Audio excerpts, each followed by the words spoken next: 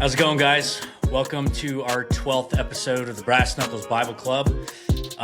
So today we have our third guest, and if you saw episode 15, and I believe it was episode 46, might have been, the appearances that I did on the Biblical Hitmen, then you would recognize this dashing gentleman right here. Here we have Jesse from the YouTube channel, The Biblical Hitmen. He's a residential plumber. He was raised in upstate New York. He is now currently residing in Las Vegas, Nevada.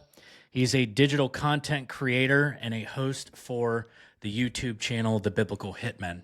So here at the Brass Knuckles Bible Club, we're here to get to the truth. The truth hurts. Jesus is king. Hell is real. Time is short. So Jesse here has a little bit of a different flavor.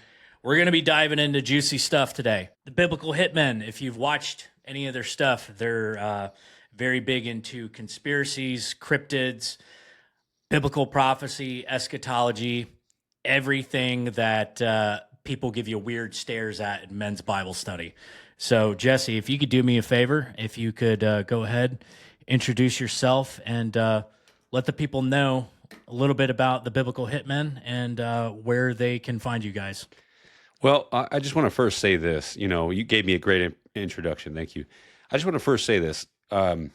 We had Joel Thomas on tonight, and he brought up a point to where, you know, we get into all the conspiracies and we get into all the nitty-gritty mystical stuff of the Bible and of extra biblical texts as well. And I just want to say that, you know, there's a lot of, Joel brought up a great thing. There's a lot of arguing in the community. There's a lot of people at each other's necks. And the main thing that we want to do here in our space as the Biblical Hitmen, and I'm sure you feel the same way, the main thing we want to do is just stick to God, stick to Jesus, stick to his ways, and bring people in to the truth instead of push people away. So I wanted to say that first and foremost. That hit me pretty hard tonight. So thank you for the great introduction. And my name's Jesse, and I'm a residential plumber here in Las Vegas, and I'm a part of Biblical Hitmen. And we get into all the nitty-gritty and a lot of conspiracies. Every single conspiracy. You know, apparently tomorrow, so today's July 3rd, apparently tomorrow, July 4th is there's supposed to be a in DC. Is that what that was? Is that the Mountain Dew thing? That is as well, the Mountain Dew thing. There's people that don't even know about the Mountain Dew thing still talking about it as well, which is concerning. But yeah, it's like I don't know what's going on. Like it's just another one of these probable psyops that is meant to create fear porn. Yeah. No, but to what point and purpose? Right. Yeah. You know what I mean? Like, why? But why though? You know, keep people on their toes. I don't know. It's one of these things where it's like I'm not going to say they're wrong. I'm not going to say that it's not going to happen. Right. I'm going to sit and wait and see what happens. But at the same time, the why question is probably to control, to divide. So to divide among left, right, rich, poor, Yeah.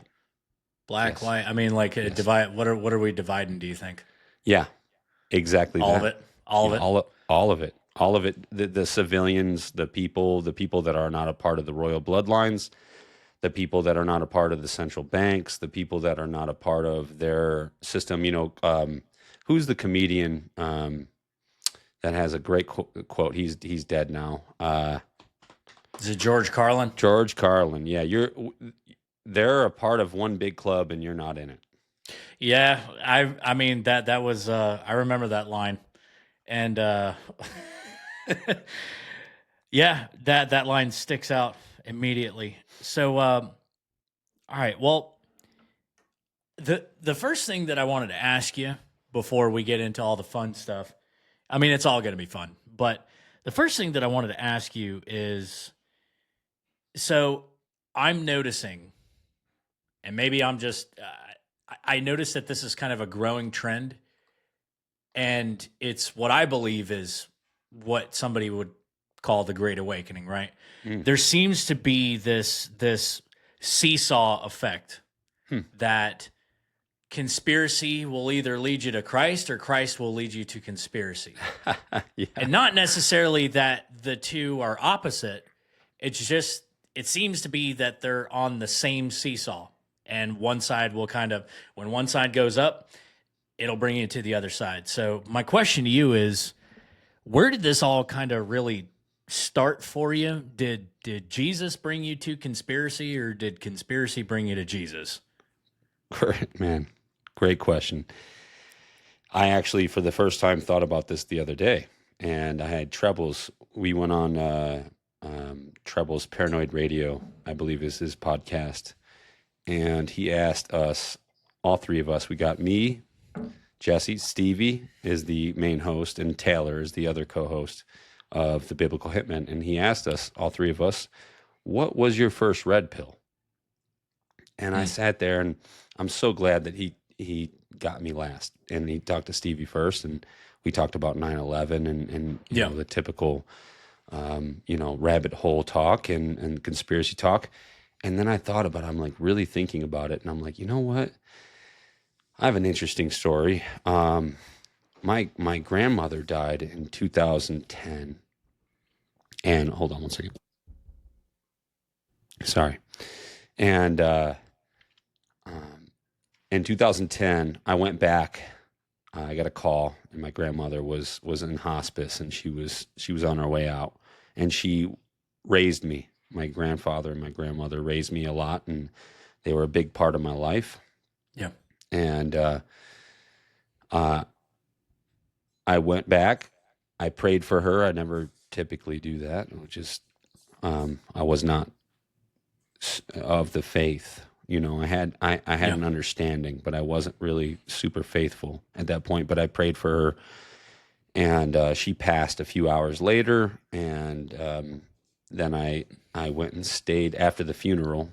A few days later, I went and stayed in her room where when I was a kid, I would sleep in the room with her, and we'd watch Disney movies and all sorts of stuff. And I was in that room, and I was really down in the dumps, of course. Yeah. And I was in a relationship with a girl at the time, and I was texting her, and I was eventually getting these weird texts back, like wasn't her. And then I found out that she was seeing someone else. And then he was talking a lot of shit to me, right? Wow. And he was just trying to get in my head, and I just hung up the phone, put the phone down. I started doing push-ups till my face hit the ground. I was like, you know what? I'm going to hurt myself. I was like, I'm going to do push-ups until my face hits the ground. Yeah. And then I just, did that, and then ended up crying and bawling, and was just like, I literally got in the fetal position and was just like, Jesus, please tell me. Just show me you're real. Just please show me you're real. I specifically said, Jesus, like, I don't know you're real. Please show me you're real. And then all of a sudden, I got a hand put on the left side of my shoulder, my back. And my whole body filled with warmth, and I was just like super, like literally filled with warmth, and I got, my hair stood up. I got chills, and I went from crying to smiling, and I was like, okay, I asked for him to show me he's real, and then he showed me he's real. So going to the red pill statement, I went down an esoteric, Anunnaki, New Age hole after that. I opened the Bible a little bit. I read a little bit of Corinthians, and all man is ignorant, and I read all this stuff, and I'm like, I ended up going down New Age. Yeah. I ended up going down the Anunnaki route, and then I met Stevie. It gets a lot of people, man. It got me. Yeah. Get it, and of course, so that was my red pill. So my red pill was like, hey, that happened in my life. I looked into 9/11. I looked into where humanity came from. I looked into all of it, and that was my red pill. That was like, the moment where I was like, you know what? Let me take an interest into why I'm here. Right. So I guess, when did everything? Okay. So I understand. For me, it was Tower 7. Looking into Tower 7. Yeah. Right. After that, I watched all the documentaries. I watched, at this time I wasn't saved. So conspiracy led me to Christ, but I watched all the documentaries. I watched Zeitgeist. I watched Loose Change. I watched all that stuff. And the thing is that I knew that there was something very wrong in the world. I just couldn't make any sense of it. You know what I mean? Yep. And it's funny. So at my church, my pastor, he's a biblical counselor, and we have biblical counseling at our church. It's ACBC certified. So if you ever watched John MacArthur, preaching from Sun Valley, California, out at the Masters, he is, as far as the Reformed community goes, he would be like what they would consider, and again, nobody's idolizing the man, but the guy has been preaching for 50 plus years. He's an absolute whiz at Greek, Hebrew, and the guy is just, he's still, he can barely speak. He's gonna go any day now, but wow, he has he has dedicated his entire life to the Lord, and he came up with this program. Essentially, it's biblical counseling, not to completely override psychology, but to give you a different perspective. Because if you look at the Bible like it's the ultimate truth, then essentially, in theory, well, I wouldn't even really say in theory. I would say in actuality, like in certainty, it would trump anything psychological, right? It's not saying that the psychological doesn't have anything to do with it, or that, seeing a psychiatrist. And for the record, I'm not a doctor, not a pastor, not a professor. I'm not a medical expert. I'm not telling you to quit going to your doctor. This is for entertainment purposes only. Entertainment purposes only. Okay. That's not what I'm saying. What I'm saying is that this program is developed to point people back to the Bible for their solutions, right? Instead of running to the world to solve their problems.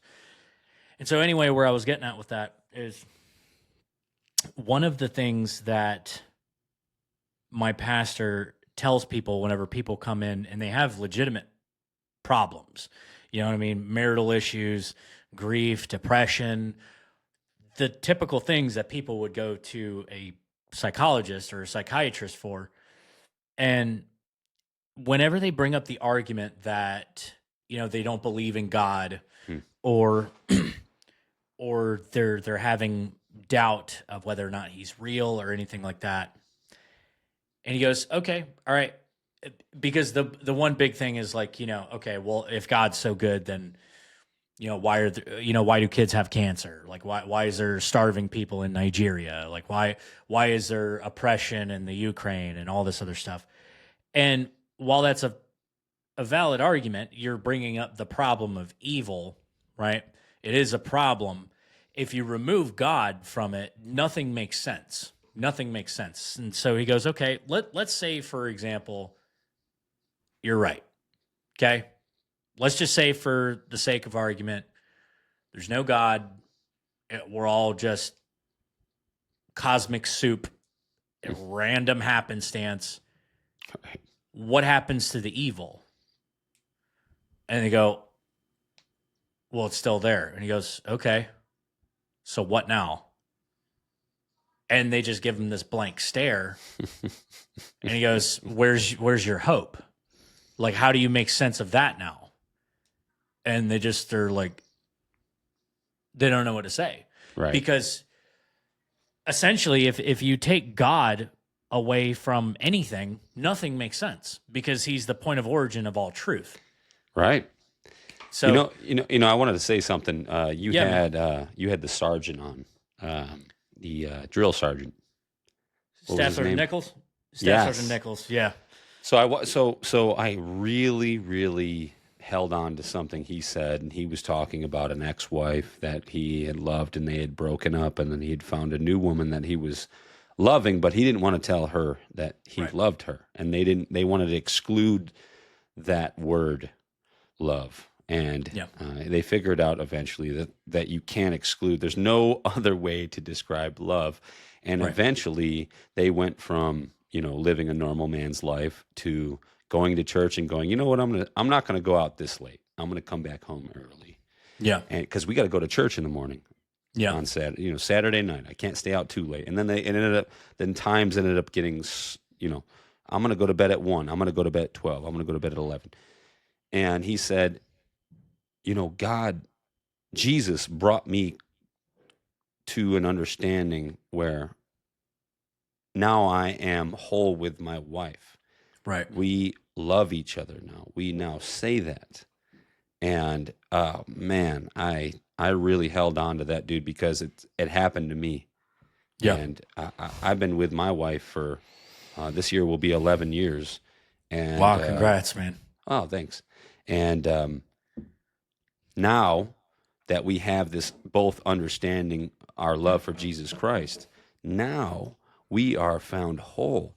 We are not perfect people by any means, but we are at an understanding where we want to be closer to Jesus. We want to live more like him instead of living like, I don't know, a normal man. I don't know how else to say it. Going to the clubs, going out, trying to be a part of the group, trying to drink, trying to smoke, trying to da-da-da-da-da. So, yeah, that Sergeant Nichols, that man, that got me good right there, brother. Yeah, he's, he was a huge part of why I even joined the Marine Corps to begin with. I don't know if you ever got the chance, but if you haven't seen it yet, I'm telling you, go in later. I'll send you his stuff, but go on YouTube and look up Staff Sergeant Nichols. I'll send it to you. And it's Black Friday, Dark Dawn. I'll tell you what, man, dude, it's hilarious. Some of the stuff is hilarious. He is just lighting recruits up. They're just getting, you're just watching people get destroyed. So, but yeah, no, it was, I was blown away because he was, some people idolize football stars, basketball stars, movie stars, stuff like that. The people on my, Mount Olympus are people and I shouldn't idolize people, but honestly, if you, if you had the chance to talk to your favorite UFC fighter or something, the people on my Mount Rushmore, Goggins, Jocko. Nice. Goggins is definitely on my Mount Rushmore as well. I listened to his book, Can't Hurt Me, I think it's called. I read it and it was fantastic. I have a second one, but I haven't gotten through it. But anyway, so yeah, I mean, when you take God out of it, it's nothing makes sense. So getting kind of back around to Sorry, I deviated you. I'll no. I'll do that. Oh, listen, dude, I have a whole list of questions, and again, it's like I was saying, I'll shut up. just no. It's we're here to interview you, man. It's just the natural flow of the conversation. It's like, Right. So getting back to like the conspiracies, Okay. So like, okay, so here at BKBC, right here at the Brass Knuckles Bible Club, it's mainly evangelistic, right? So if you've watched some of my other stuff, it's not that I won't get into the weird, dark, and mysterious and stuff like that. I was saved out of that, and which is like, so when you watch my individual things, like the one that I did on crystals, the one that I'm going to be dropping on tarot is, oh man, a lot. Oh man, dark, Bubba, dark. We haven't even gotten into Wicca, Freemasonry, all this other stuff that like been there, done that, got the T-shirt, returned it. So it's so like again, it's not that we won't get in it. It's just here it's more of like evangelistic, because snatching people out of the fire type deals. But one of the things that I noticed that you guys just kill it on the Biblical Hitmen is you guys hit an area that I think a lot of people, they're too like weirded out to talk about. And me, I mean, dude, I'm all about it, man. Right. You want to get weird? Let's get weird. Truth hits hard, right? Yeah, it hurts. right. It hurts, And, one of the things that I noticed that no one talks about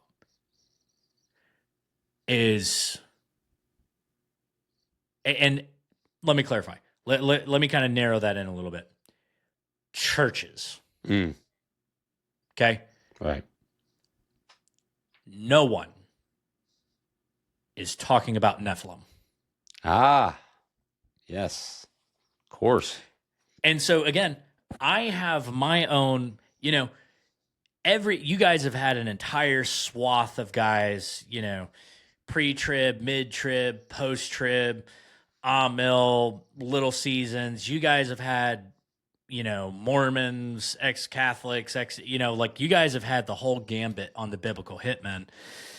And again, like I have my things that I believe too, but my own positions and the reasons for that aside, I'm not scared to talk about things that I don't necessarily know everything about. Right. So like, I'll be honest with you, man, I said this, I've said this a few times, and this is going to be like a common thing with me is that like, I know what I know, and I know what I know what I don't know. And I'm always going to be honest about what I don't know. Right. And so I wanted to ask you guys talk a lot about the royal families, the royal bloodlines. Right. Okay. And somewhere in here, okay, I've noticed, and again, this is from a guy that's more of an evangelist. I've noticed that there's some sort of thread between, I hate to use the term, I hate to use the term elites because I feel like that's thrown around too much, but these people who are clearly in a entirely different level than the layman. Yeah. There's a common thread between them and Genesis 6 and Revelation and prophecy. Yeah. Where they all intertwine, I don't know. A lot of people speculate. But I guess okay, go ahead. Okay. Go ahead. First question.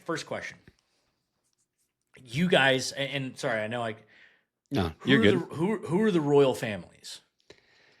The royal families are the people that run their own countries, the central banks. They are all tied in together, and there's a lot of infighting. So it's not like they're all one big happy family. Like there's people from all parts of the world that They are part of these bloodlines. And you know what? Gary Wayne, if you don't know who Gary Wayne is, go look into Gary Wayne. Gary Wayne is very extensive on this specific topic. We've had him on a couple times, and it's just a wealth of information that is you got to spend a lot of hours going over. But that being said, the royal bloodlines are the people that are running each country, simply. Even down to the big organizations like the Bilderberg groups, and they're all full of different families. And the World Economic Forum, they're also full of different families, and there is also a lot of infighting.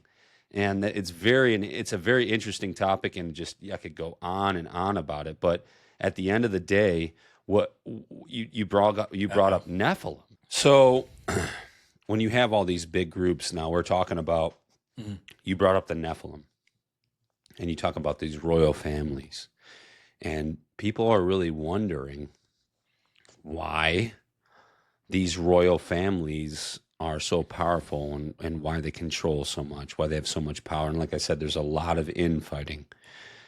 And we could go on that rabbit hole, but the reality of it is that these fallen angels came.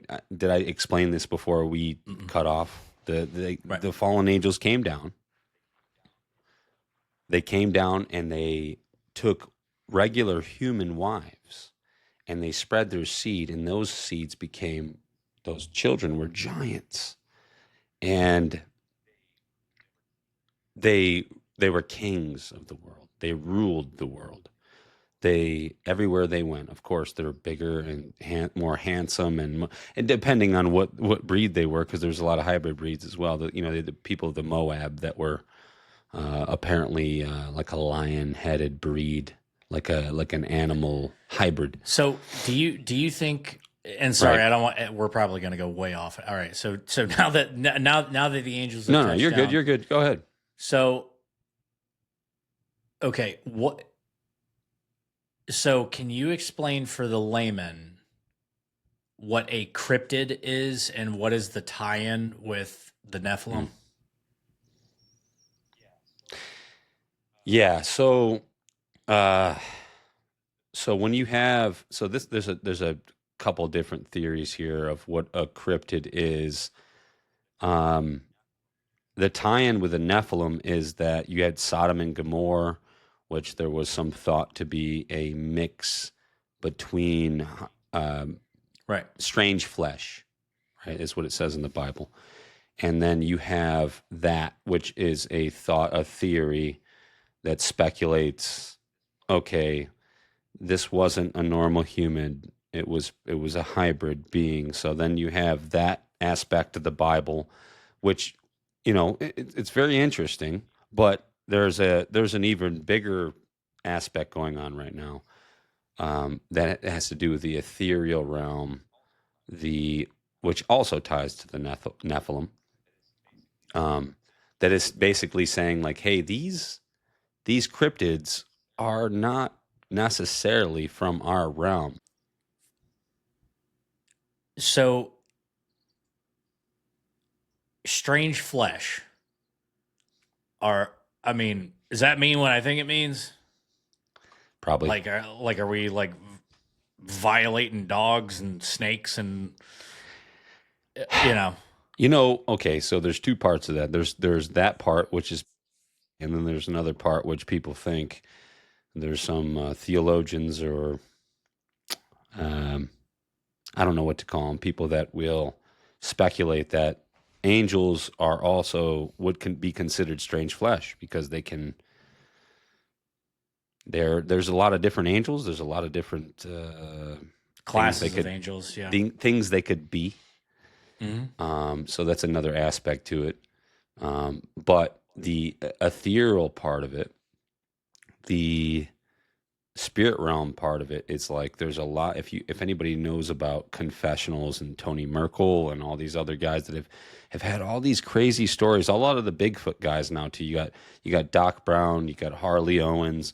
A lot of these guys are very well researching this topic and coming up with a very similar conclusion all at once, all of them. And it's like, are these things, is Bigfoot, Dogman, they're like morphing in and out of reality, changing shapes, shapeshifters. That's another one that I really talk about occultism, the shape-shifting stuff. When you look at the indigenous people of the Western United States, well, back then it wasn't called the United States, obviously, the Indians that lived in Navajo, the Navajo legend of the skinwalker, and what they had to do to become medicine men and skinwalkers is they had to sacrifice children. And what does that sound like? Every other, we could go on this rabbit hole forever, but that's how they would become shapeshifters, and they could change into different animals. And we had a guy on recently, Brad Lale from the Awakening podcast, that was talking about they would take the essence of a dead animal. So whether you kill it or you find it dead, you could take the essence and be that. So these spiritual beings could literally take an essence of a dead animal. It has to be dead. So you have to sacrifice. You have to, in order to shapeshift into these things. So these dogmen, these cryptids, they are not, they're not, it's not like they come from a bloodline and they're just walking around. I think that they might be in the dry place. They might actually be in a spiritual realm, which may be, I don't know what to call it. I don't know what to call it. But the Nephilim, they're supposed to be in the same realm. So that's where the Nephilim all ties in biblically to the cryptids, is this realm that they're supposed to be in, and Sodom and Gomorrah with the strange flesh. And that's a lot. Yeah.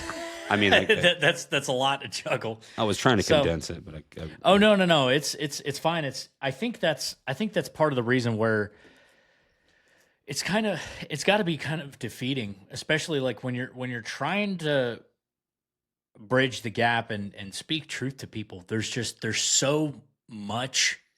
Depends on where you're at. Where are you at? Well, yeah. I mean, it's also hard not to look at somebody and be like, oh, Jesus, skinwalkers. Okay. All right. Well, all right, bro, you have a good one. You know what I mean? So it's like, and it's just, it'd be like, dude, if you only had like 6 hours to sit, I could explain everything. Nah. I feel that way with tons of different stuff. But, right. I mean, it sounds like it's a lot to weed through, but it's a lot to weed through, and it's your own personal journey. And people that are interested. I tell people all the time in my family, and they're like, why do you like looking into this stuff? And I was like, why do you like watching Jersey Shore Family Vacation? It entertains me. I mean, there's a difference between me and you. I love playoffs. I will not watch the regular season. Yeah. It's like kind of funny. I don't know. So, okay. Have you, what is the strangest thing? Now, I told you my story on episode 15. What is the strangest thing that you have ever encountered? Have you ever personally encountered something that defies all rational, logical, scientific explanation, and it was this thing that, like, you knew, regardless of where you were in your faith walk, you're like, okay, there's definitely more here than what we're being told? Where do I start? Man, I have so many stories. I have a couple cryptid stories, a couple ghost stories, a couple UFO stories. What about, all right, so let's dial it in. What is the creepiest one that, like, you knew for sure? I already know which one to say. Even before you asked it, I already knew which one. I definitely know evil exists. Okay. All right. This is a creepy one, brother. Okay. All right. So, I lived on, and I don't live there anymore, so I'll say the street, Lonesome Biker Lane, just a couple miles away from where I'm at right now, actually. And was late. I had my son, only son at the time. I have two sons now. Only son at the time, sleeping in between us. Me and my wife, we were in bed sleeping, and it was, I don't know, it was late, and we had been in bed for a while, and I was convulsing off the side, like shaking off the side of the bed, and I woke up while I was convulsing, like I was like ready to like fall out of bed to the right side, and I was like, I woke up while I was convulsing, and I was staring at the ground. I was like on the right side of my bed, staring at the ground, realizing that I was just shaking. And then I knew, for whatever reason, I knew to look to my left at the doorway. Boom. So I'm staring at the floor. I was convulsing, and I'm staring at the floor. And I woke up staring at the floor. Was sleeping prior, and just my eyes just shot open. And then for whatever reason, I had a feeling to look to the left to my doorway, and I turned over and looked at my doorway, and there was a solid phantom black head above my doorway. And I froze, looked at it, was like, that's a head. It's completely phantom black. And is that real? Like, am I seeing black spots? Yeah. So I held my breath, and I waited like 5 seconds, and I'm like, that's there still. And then I threw the covers off me because I felt threatened, and I watched it crawl on my ceiling into my living room. And I chased it, and I couldn't find it, and I was awake and did not go to sleep that night. So that was the creepiest. How could you go back to sleep after? Yeah, that was the creepiest, the darkest. I've had other experiences. That was the creepiest one. So where were you in your faith walk at that point? Nowhere. In the worst, probably one of the worst parts of my life. Yeah, I wasn't. That was. So were you not a believer then? I was always a believer in Jesus, but I was never a follower. Okay. And you know what's funny about this is that you ask me about the paranormal stuff, and I'm like, they're like, it doesn't come around me anymore. Yeah. I wonder why. I mean, I pray for it. I pretty much pray for it not to come around me, because I do not want evil around me and my family. So I used to be curious about it and want to see it, and now I saw it, and I do not want it around. Right. Yeah, no, for sure, man. As fascinating as it is, because it's always juicy. It always makes for good sound bites and and shorts and stuff like that. But I know some people that have never experienced, and it's like every day is sunshine, right? They've never experienced anything, mildly creepy and like that.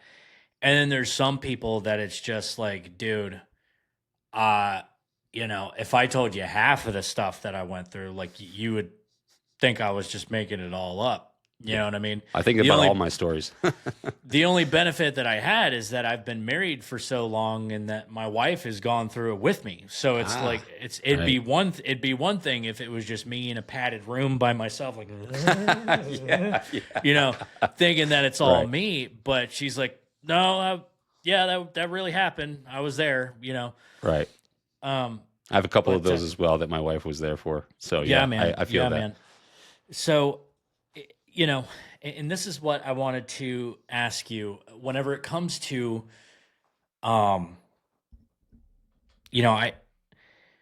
it's obvious to me that you believe that Ephesians 6:12 is real, right? That we wrestle not against flesh and blood, but against powers, principalities, and the rulers of darkness in heavenly places. So typically I would ask people, do you believe that that's like metaphorical? Do you believe that that's literal, or do you believe that's neither, both, or like any combination of the two? I'm personally of the think that I think that it's all of it. I think it's literal. I think that it's metaphorical in that you're fighting the flesh and the spirit, a mental and all this other stuff, but literal in the sense that no, like they weren't mincing their words at all. Like Paul didn't mince his words at all. He meant what he said. All right. So me personally, I'm of the stance that it's everything, right? That Ephesians 6 is literal, metaphorical. Now, here's what I wanted to ask you is because even though Nephilim and cryptids and demons and these men of renown, these false gods, even though they're all seemingly in different classes or subsets, they all fall under Ephesians 6:12. My question is, and I ask this because my job, I'm a cop. I talk to crazy people all the time.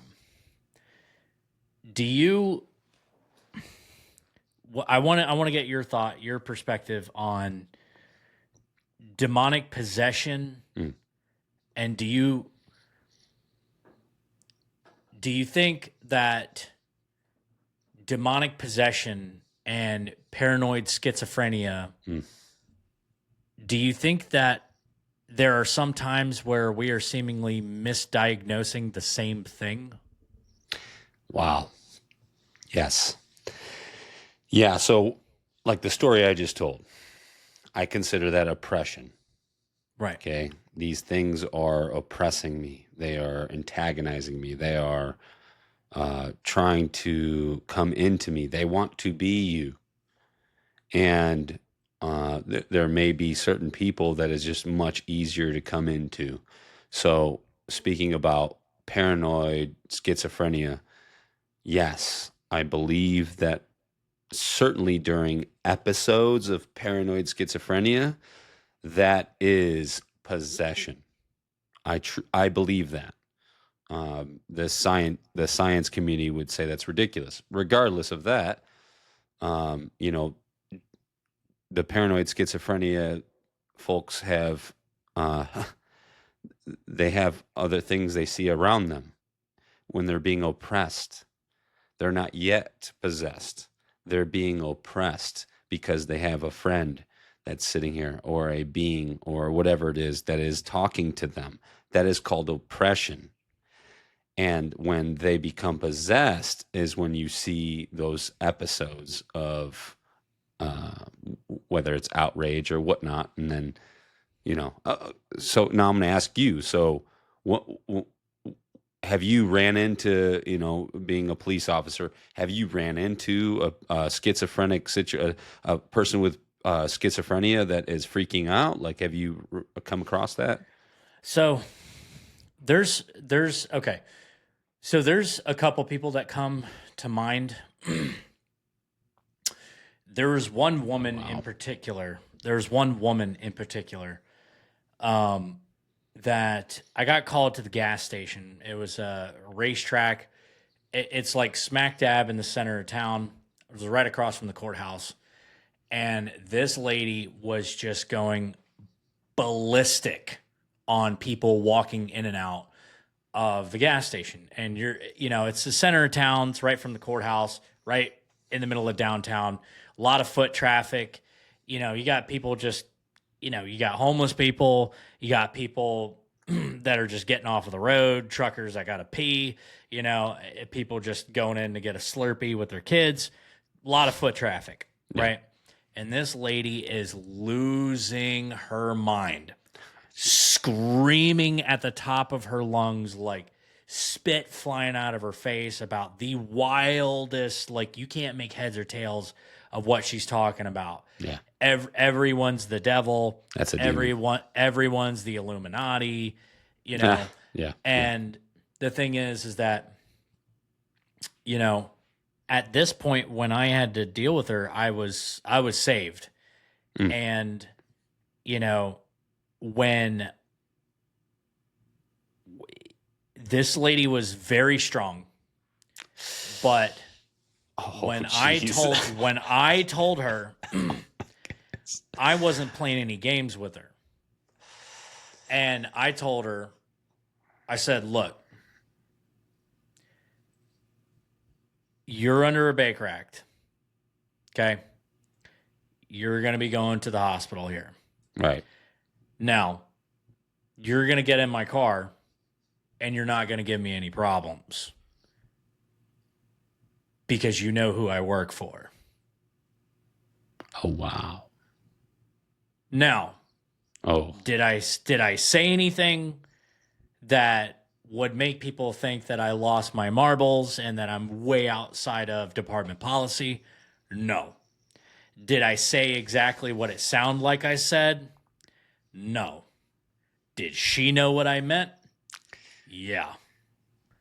And so she got in my car without a fuss, and I handcuffed her. But after she was there and she was handcuffed, I still have the video on my, and you know what? Just for our viewing pleasure, I'm gonna play that audio. Oh, wow. I still have the video of this lady, and I'll let you be the judge. You tell me if you think that this is, you know, mental illness, or if we're dealing with something a little bit more here, because this is, to me, it was absolutely night and day that this was proof that not everything is, you know, not human. To be corny, not to be corny and rip off Transformers, but not everything is just as, you know, as it meets the eye. Yeah. There is an entire world on top of our world. Yeah, not everything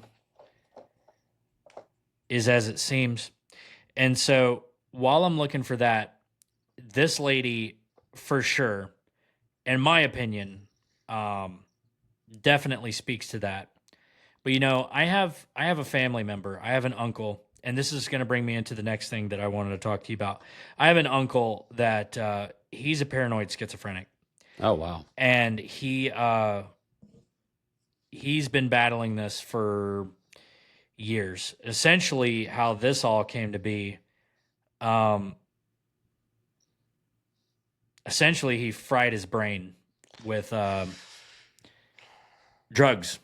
Right. And it started off as psychedelics. Of course. So everybody's all into ayahuasca, everybody's all into DMT and all this stuff, and he did this stuff long before it was cool, long before it was mainstream, long before Joe Rogan was talking about it.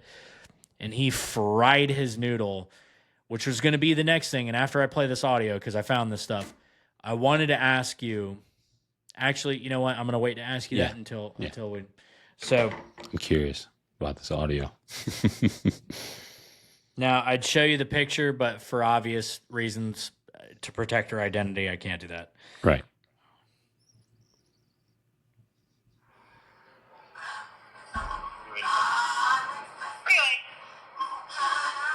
First is actually be West Marion.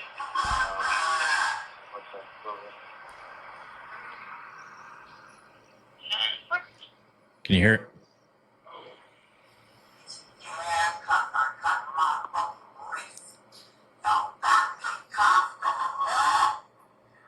She is twisting and contorting in the back of my car.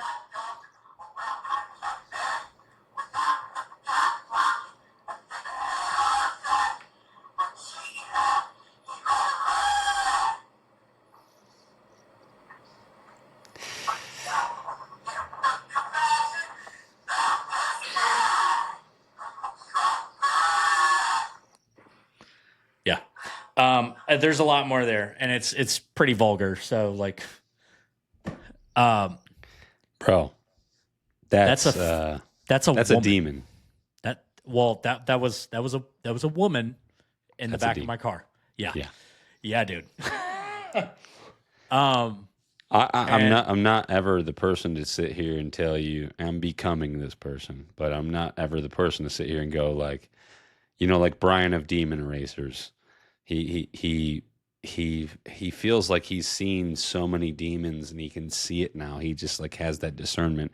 And now I'm starting to kind of get there and like, yeah, that's a demon, bro. Yeah. That's a demon. Yeah. And I think I'm kind of at that point now because I've just been around it and seen it so much that I can kind of pick up whenever, And the ironic thing though, it's not ironic because it's truth. When you stand in the authority of Christ, they can't do anything. Mm. They can't do anything. And when you said who I work for, you weren't talking about the police department. Nope. No, I was not. I was not. Now, had I not been able to rightfully claim that, I would have been in trouble. Because that lady was as strong as a horse. Wow. She was a female. Yeah. Not saying that you can't lift weights and be a female, but I mean, like if we're totally honest, there's a difference between grappling with a guy and grappling with a girl. Yeah. Big difference. I know this as well. I did jiu-jitsu for several years. Yeah. And it is what it is. There's plenty of girls that are very good. Very good. But when you go no gi, so yeah. There's a difference between gi. You have jackets that you can use the. Anyways, I'm not going to get into that, but yeah, it's a whole thing. Of course, women aren't as strong as men. It is as simple as that. But when you run into someone that's possessed, I bet they're a little bit stronger. It's crazy, dude. Yeah, man.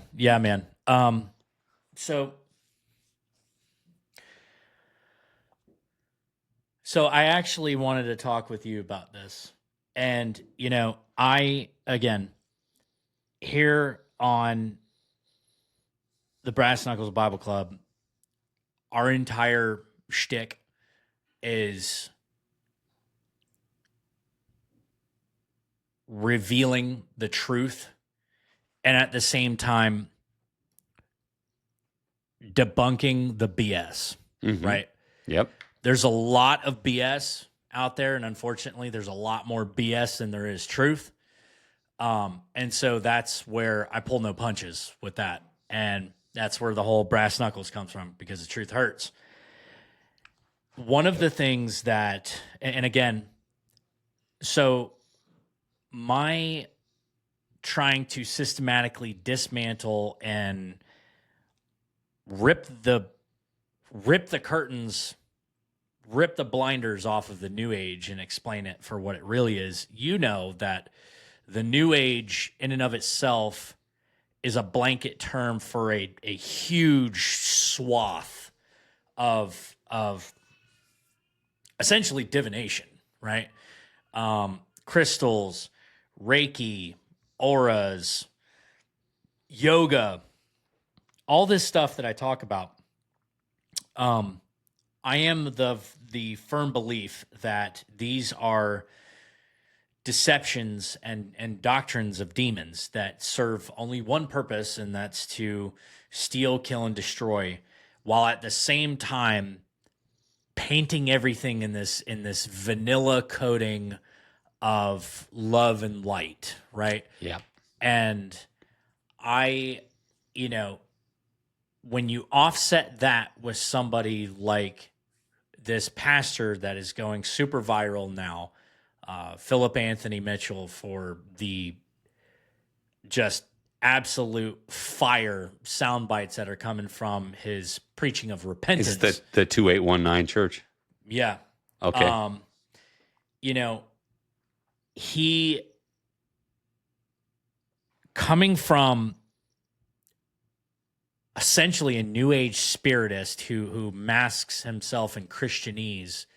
You know, Stephen Furtick of Elevation Church, to like a Philip Anthony Mitchell, who's that guy hurts to listen to sometimes, right? He really, really makes you go and take a good hard look in the mirror and to examine yourself and see if you're in the faith. Right. Yeah. And the hardest part about it is that it's in context. And so like that's, you know what I mean? So like if he was just like cherry picking this stuff and going way out of, now granted, he has his own secondary like positions, right? And you know, I've spoken about this numerous times that like we have to make sure that we get the gospel right. We have to make sure that we get the essentials right. Because if we don't get the gospel right, then none of this Nephilim stuff or cryptids or bloodlines, like none of this stuff matters. Like if you end up in hell, none of this stuff matters. But you know, I have a theory and I wanted to spin it and I wanted to see what you think about it. And you're the first person that I've talked to about when it comes to this. And so I haven't brought this up, not on one episode, not even my solo episodes on the Brass Knuckles Bible Club, let alone a guest. But I have a theory, and I wanted to see what you think about it. Now, when people talk about witchcraft, they have a very elementary picture that's painted in their mind. You know, they think of Harry Potter. Green lady. They think of Harry Potter. You know, they think of a green lady, you know, with a hook nose and a big old wart on it, like brewing up potions in a cauldron. And, you know, or for the people that are a little bit more occultic with it, they think pentagrams and seances and candles and all stuff. Yeah. Right. I have the firm belief that this is actually way more widespread than people actually think. And people tend to think of this stuff, they don't necessarily, they wouldn't consider what you would think of as mainline Wiccanism or witchcraft in New Age. They would think that it's a separate thing that's purely for feminists and just people that just like hate the patriarchy and have, you know, rainbow hair and stuff. And they you know, no kings and all this, you know, whatever. And so they kind of like divide these two and they think, no, these are the people that are all about crystals and intentions and all this other stuff. And these are the people that are doing the oogie boogie incantations and stuff. Right. I think that there's, first of all, I think they're under the same umbrella, number one. Number two, I think that, and this is just my cop brain. So stay with me right there. Okay, so we got this, that they're under the same umbrella. Now we're going to switch gears, all right? And I'm going to take you through my cop brain and just stay with me, okay? So, as a cop, I deal a lot with drug addicts. In fact, my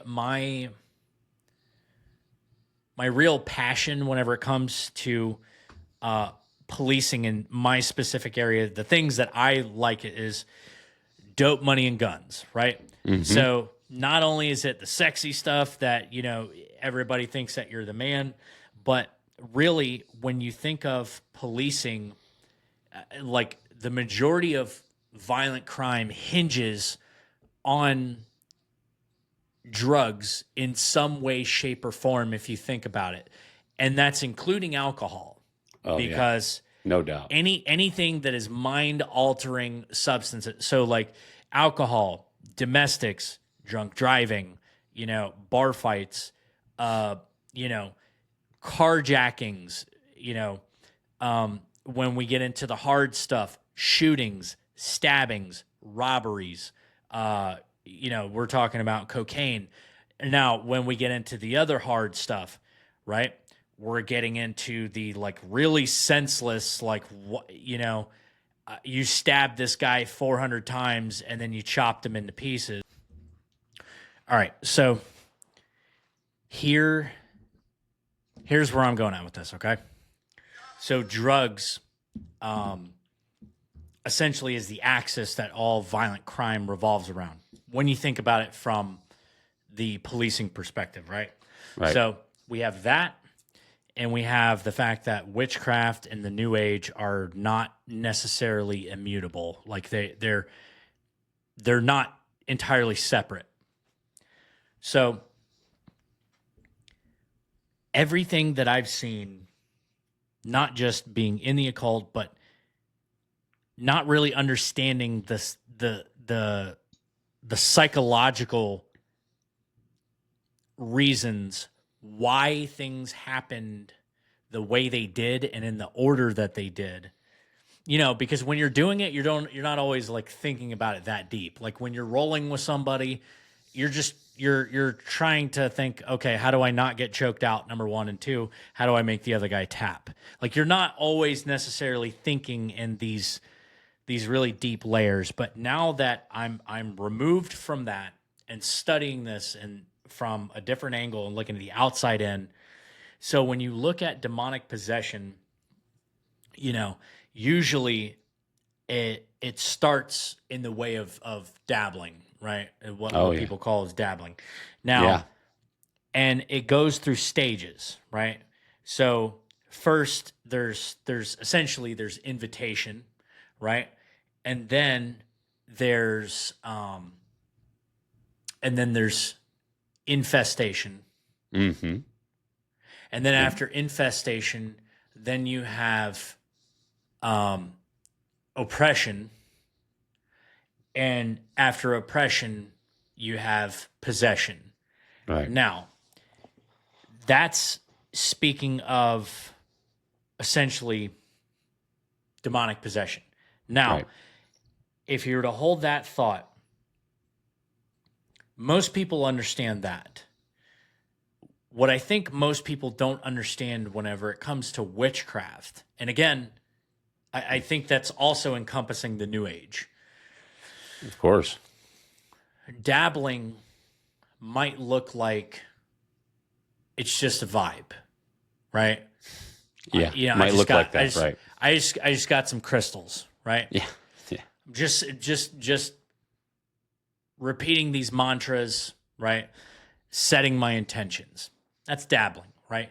I don't think that it always dabbling means that you're playing with a Ouija board. Although I think that it doesn't necessarily have to go in a scale as in like you're progressing through these things. You don't have to hit every single one of them. But I do think that they vary in severity. And so I think that's usually absolutely opening the door. Oh, yeah. And so just like addiction, okay, you don't know that you're playing with the spiritual, because a lot of people don't even believe that it would work at that, especially like if you're just playing with a Ouija board and dorking around with your friends and just, wanting to be funny and spooky, you don't believe it. A lot of people don't believe it, right? Right. So you don't necessarily have to believe in heroin either. That doesn't mean that after the first time you play with it that you're not going to get hooked. Right. And so just if you know anything about addicts or being addicted to anything, whether it's nicotine, alcohol, drugs, hard drugs, you always need a little bit more, right? And then a little bit more, and then a little bit more.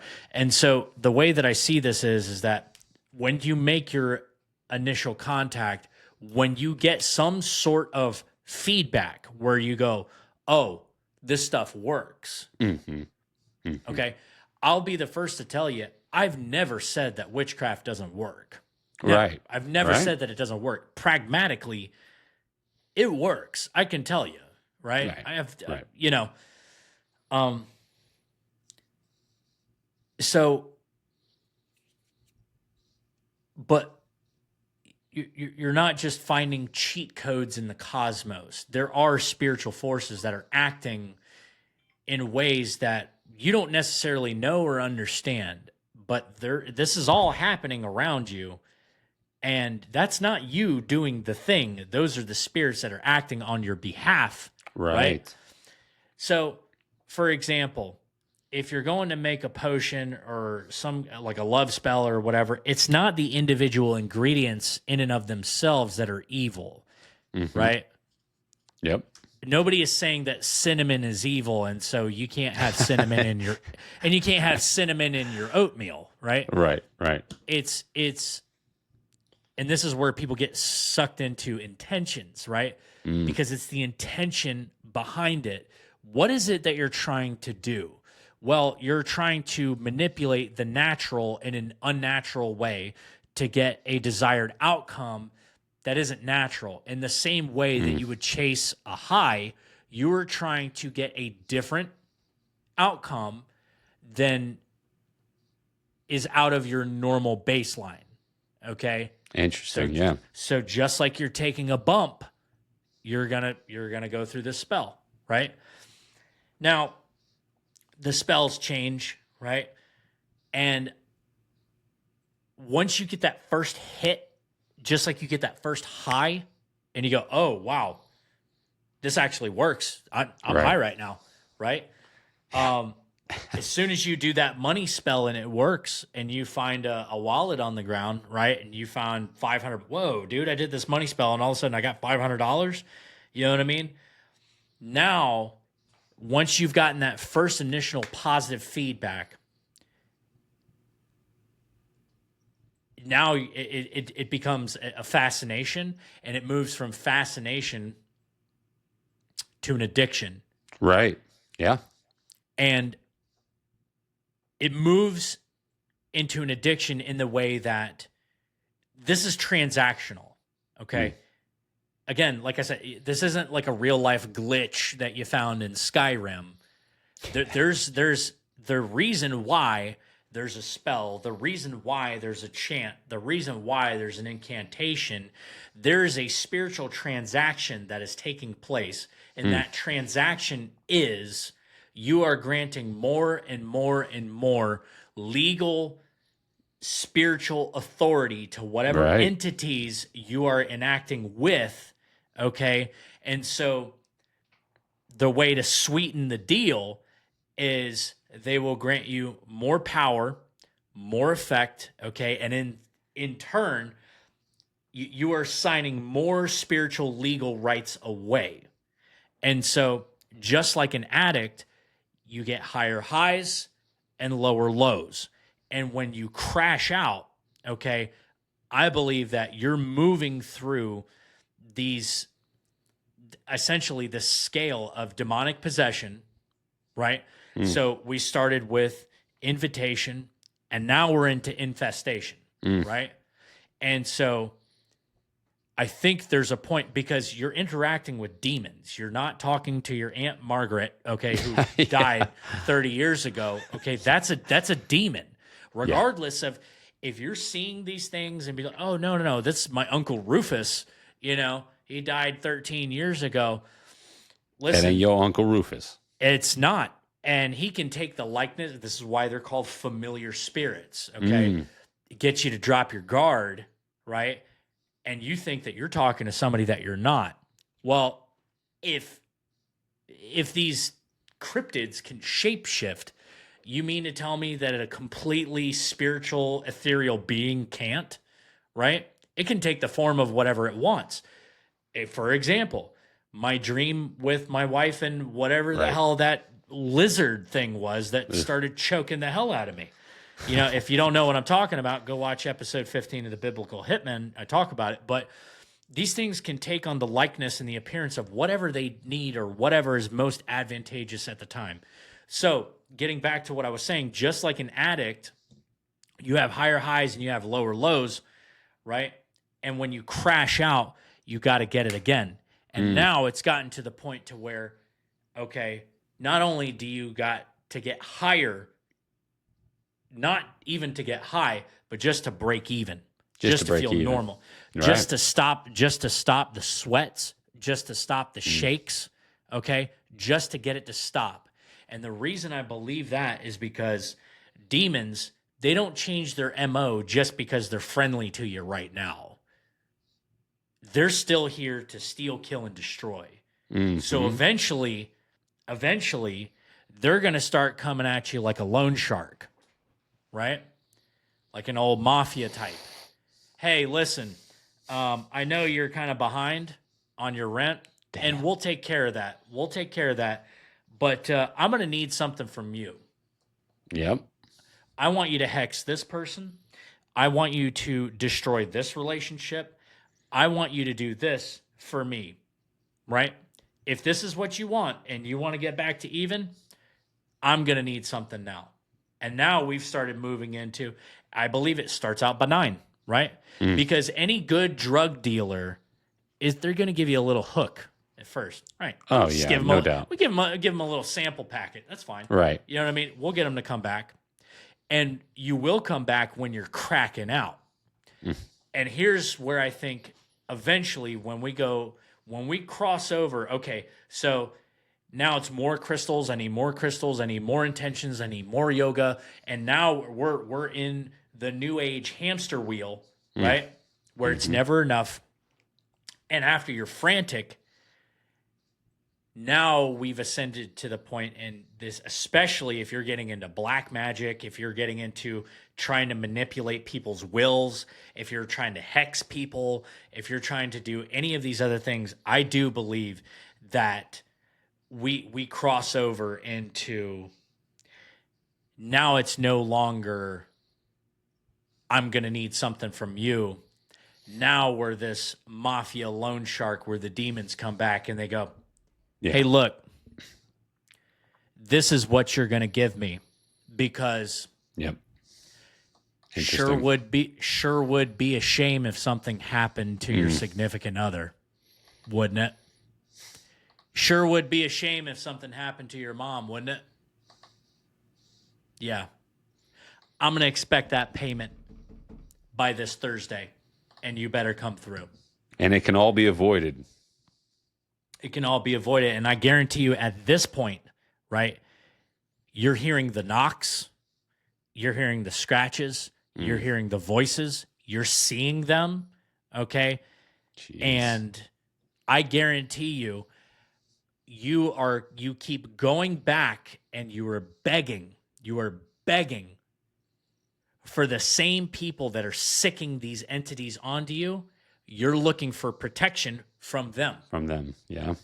It's from your crystals, from your, It is spiritual loan sharking. And it is, I believe that it follows the same trajectory as an addict. And that's how people get so sucked into it. And that's how, little Susie Q that just went to the metaphysical shop and got herself the secret and some crystals ends up 13 years later on the brink of wanting to take her own life. Yeah. Yeah, man. I've seen it firsthand. I had my neighbor right a couple houses down a year and a half ago. We befriended her, and she had 2 kids around the same age as my kids. And she was talking to us about a lot of new age stuff, a lot of chakra stuff, a lot of I'm meditating to, open my third eye or enlighten myself, go get to my higher self. And then one day she said she felt her head felt cold. And then she started to freak out and said that she thought everybody wanted to kill her kids and barricaded herself in her room with her kids.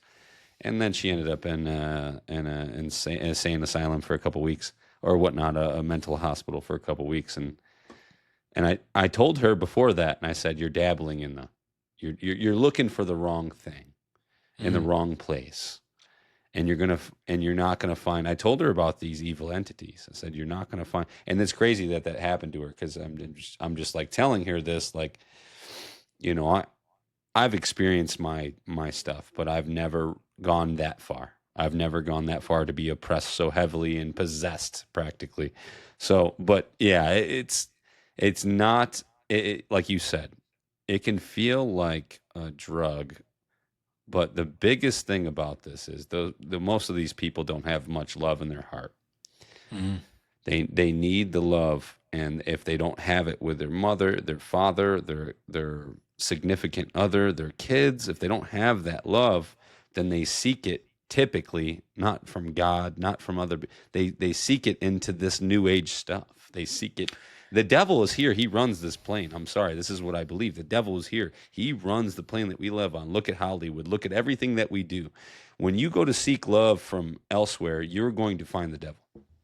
That's my personal opinion. And so, you know, I also, I think that there's a real, not that men don't get seduced into it too, because you know what I mean? I cleared out the self-help aisle of Barnes and Noble back in the day, you know? Yeah. That's funny, dude. So, but, you know, at least you read books. That's cool. Yeah. Well, this is the other thing too, is that I had a huge fascination with, I wanted to be a psychonaut. You know what that is? Yeah, I've heard of it, but what describe it for me. Think of astronaut, only you take a lot of drugs. Oh, that's right. Okay. Right. So a psychonaut essentially are these people that go on all these wild trips, metaphysical trips. And listen, dude, trips, I talked about it. I got injured years ago before I came to Christ, and I got as a painkiller, I got a heroic dose of ketamine. Ooh. And I fell down if you've seen the movie Thor, the Marvel Thor, you know, the Bifrost that they shoot out, you know, into the next. Whenever they point their orb thing at another planet system and they're going to shoot to Earth or whatever. Right. And the Bifrost, it's like portal. electric. Yeah, it's like the Rainbow Road from Mario Kart Land. Right. Yeah, the Bifrost. So I fell down the Bifrost after they gave me this heroic dose. Jeez. Of ketamine. Where'd you go? I was in electric Mario Kart Land, where everyone was purple, and my memory was wiped. I had a completely different childhood, a completely different. Whoa. I had a completely different love. I married a completely different woman. I had a completely different job, and I worked in this like factory where I made like symbiotic energy cells that powered this electric Mario Kart Land or whatever that we're in. And and I worked in an assembly line, and I had a regular 9 to 5, and I came home to my purple like alien family, right? And I had kids, and I loved them very much, right? And all I listened to for 20 years was electronica. Wait. So you're saying that you lived in this realm for 20 years? 20 years. And when I came out of it, I was back in the hospital, right? And I was in a room surrounded by cops, and I forgot who I was for a second. And I'm like looking around. I'm like, oh my God, what? Why are all these cops in here? What am I doing? And they're like, you're okay. You're okay. You were hurt. And I'm like, oh no. Oh wait, I'm a cop. And they're like, yes, you're a cop. You've been a cop with us for a while. And I'm like, okay. what happened? And they're like, you're just waking up. You're just waking up. And they're like, it's okay. It's like, they gave you something to knock you out. And I'm like, wait a minute, kidding me? And I'm like, oh my God, I did drugs. Oh, am I fired? Am I going to jail now? And everybody was busting out laughing. They're like, Whoa. no. They're like, dude, you're fine. And I'm like, I can't get fired. I can't. Oh my God, I did drugs. Is this why I'm here? I'd be like, no, the doctor gave it to you. You're fine. I'm like, okay. You know what I mean? And I was freaking out. And here's the thing. When I came out of that, and it took me like a good 30 minutes for me to kind of get my bearings back and realize, oh no, like I'm back in the real world, right? Whoa. When I came back, I had this absurd love for reading and like 1980s retro synthwave. Oh my goodness, dude. Which is the whole reason why everything. Oh yeah. Is like Okay, I get it now. Yeah. You still you held on to that. And so like when I'm alone in my cruiser, I listen to like the weirdest stuff. So like anytime that they gotta like go over like looking at people's body cameras and stuff and in-car cameras. So like if we get into a chase or there's a hot call that I'm flying to, and if I got to get out and run and chase somebody or fight somebody or tase somebody or whatever, and they go back and they watch my in-car camera or whatever, they're like, dude, what in the hell are you listening to? Like it sounds like a 1980s action flick or whatever. Yeah, that's hilarious. Dude. And it's like, I can't explain it to anyone. And the other thing too is what came out of that is that I don't think I read a single book that wasn't required for like a book report since like the 6th grade or whatever. And I read the same book every year. It was The Hatchet, right? Oh yeah. I read it every single year. Great book, right? Great book. The guy beat the hell out of the guy and then they had to go to the Alaskan island or whatever and look at Spirit Bear or whatever. Yeah. Anyway, totally heretical, but like it was a good book, you know. And I read the same book every year. And I never read. And then after this, right? I read everything. I read all the Discipline Equals Freedom, Sun Tzu, Art of War, the book of the Five Rings, Moyamoto Musashi. Dude, Jeez. I was just burning it down. I have an entire bookcase in there just like of stuff that I was just tearing through. Wow. And while I was healing, I had nothing. I couldn't work.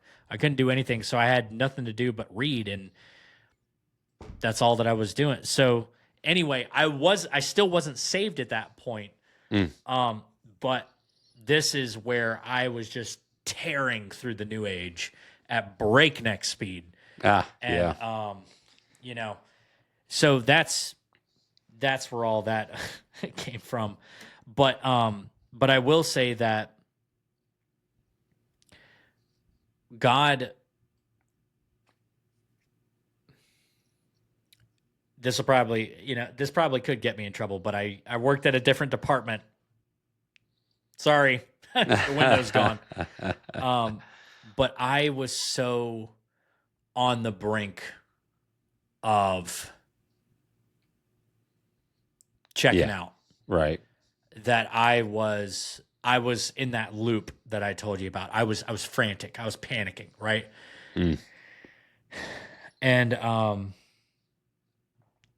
And so I found this thing. It was Veterans Retreat into the Amazon, and this company was going to pay for the entire thing, and it was going to be this excursion to go and take ayahuasca. Mm-hmm. Yep.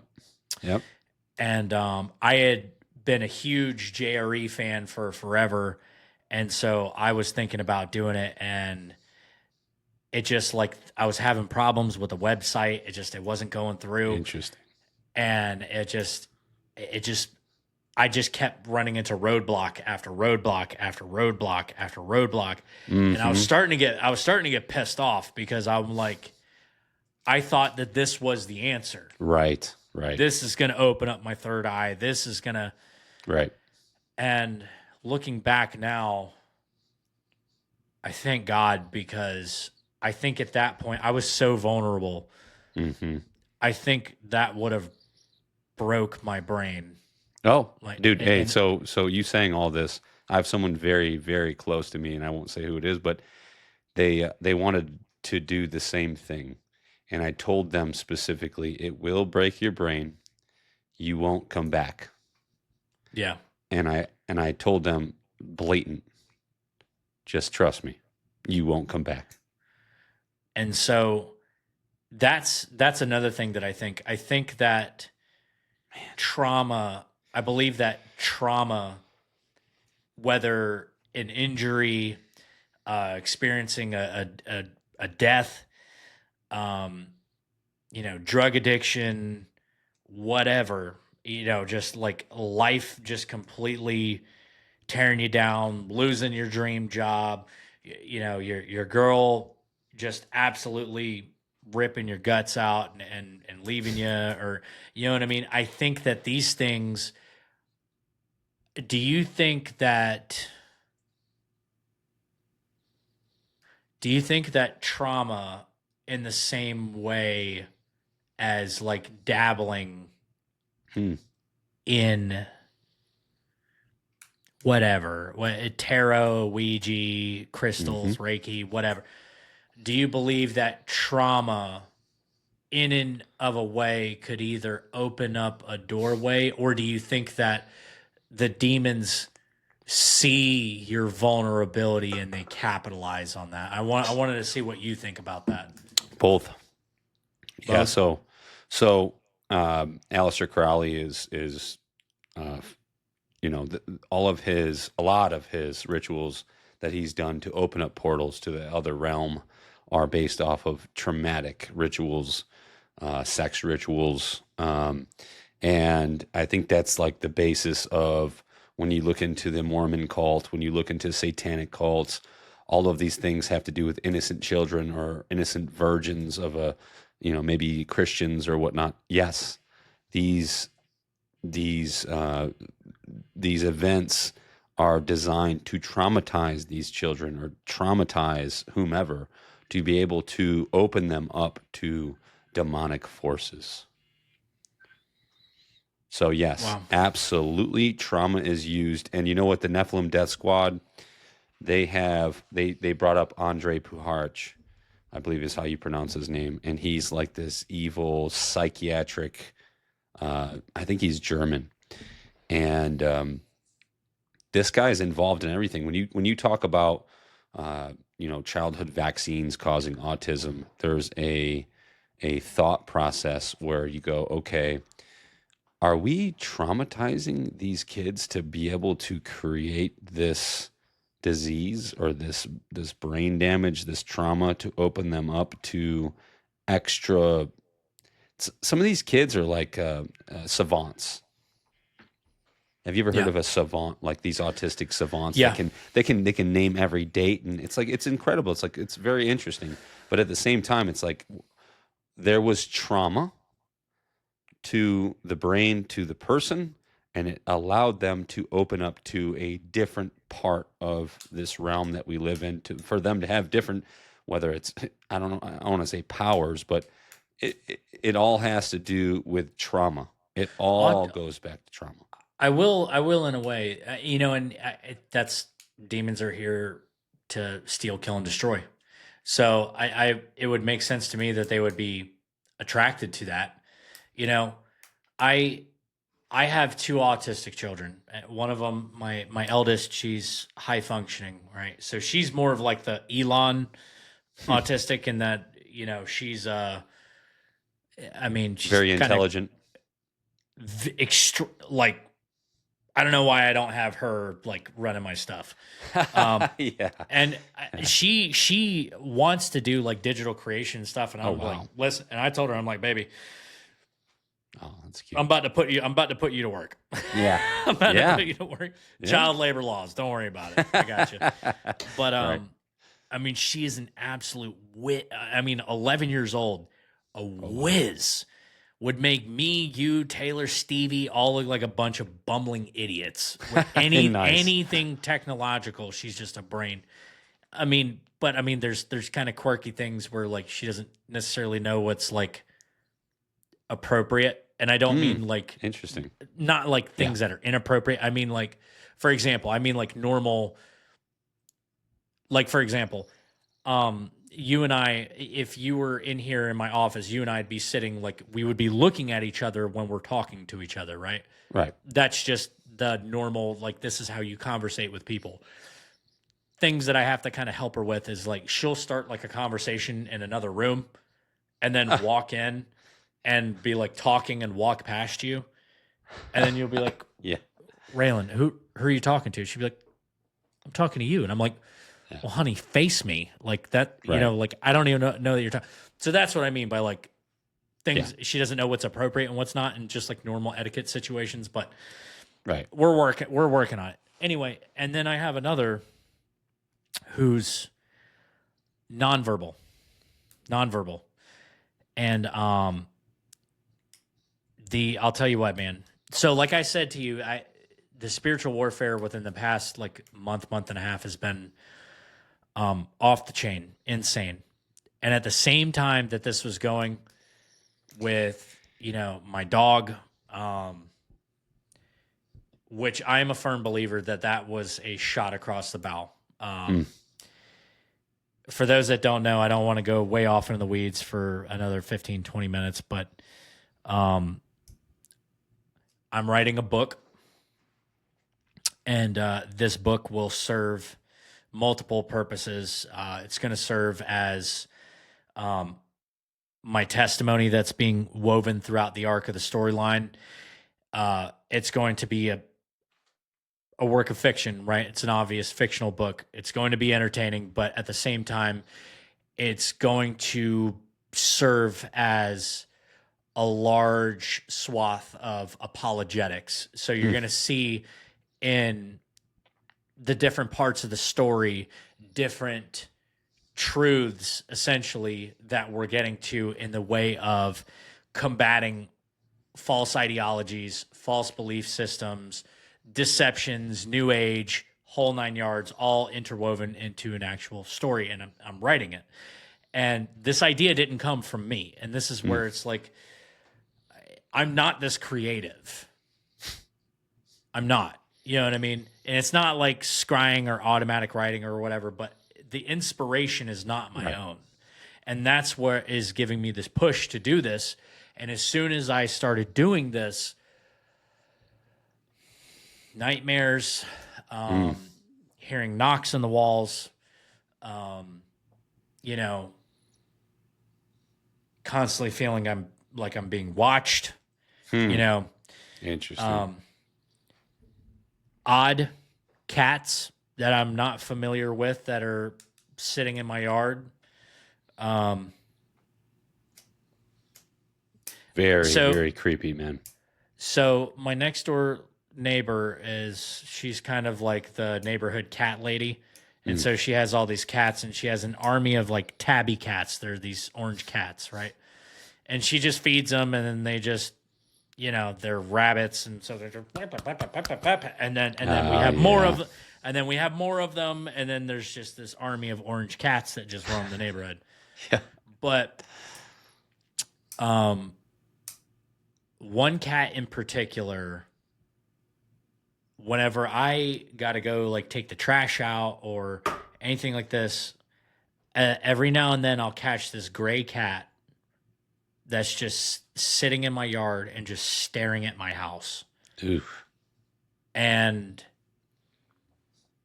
some about it don't feel right. You know what I mean? Yeah. And while this month was going on, while I've been writing this book, my daughter has regressed.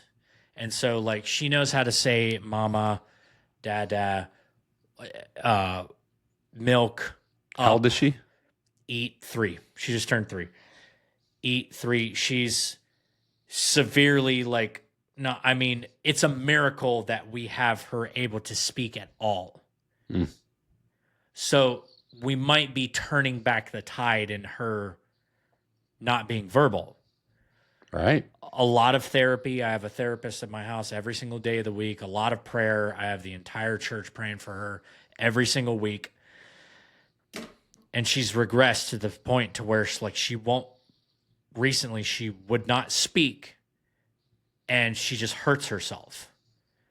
And she'll kick her leg into the side of her crib. She'll slam She's her frustrated. arms into stuff. She's frustrated. And if you've ever seen like an autistic kid going through like a meltdown or whatever, they'll hurt themselves. You know what I mean? Pulling their own hair, bite themselves, whatever. And I knew that at some point this was coming. You know what I mean? But this got so bad over the past month that her fits just got unbearable. Waking up 2 o'clock in the morning, 3 o'clock in the morning, screaming like she was being like sawed in pieces, like somebody who's in a cartel like snuff video getting sawed into pieces, screaming at the top of her lungs, throwing herself into things. And to the point to where me and my wife, we would get up and we would just sit there and we just have to rock her, hold her. She'll try to hit you, slap you, kicking, throwing herself all over the place. A fit, you know? And to the point to where she would have to physically exhaust herself and cry herself to sleep, and to where she would just collapse from exhaustion and then go to bed. And then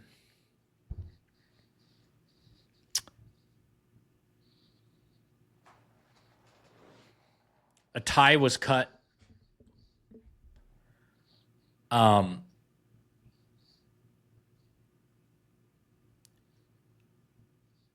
Someone that we know, self-admittedly, has been messing with this kind of stuff. Wow. And then it all stopped. Whoa. Really? They don't want to talk to us anymore. It was the type of thing that, like, they are absolutely repulsed by our faith. And so your daughter is not having fits anymore. How long ago was this? when they stopped talking to us, This was weeks, months, days. days. That hurts. That's very, and they're repulsed by your faith in Jesus Christ, so they were hexing you. I don't know, but I will say that whether they were intentionally sent here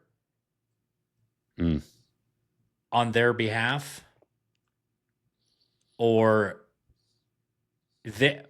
I could tell you this: they did not like us being around them. And